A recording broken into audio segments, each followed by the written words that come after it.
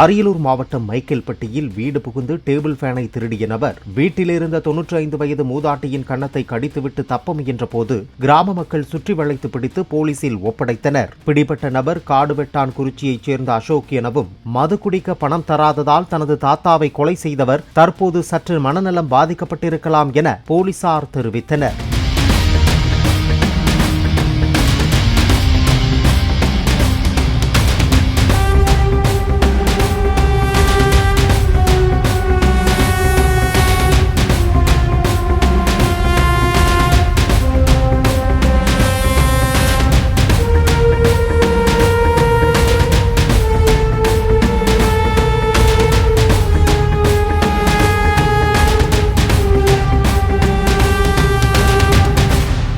Play store மற்றும் app ஸ்டோரில் இருந்து பாலிமர் செயலியை QR கோடு மூலம் பதிவிறக்கம் செய்யுங்கள்.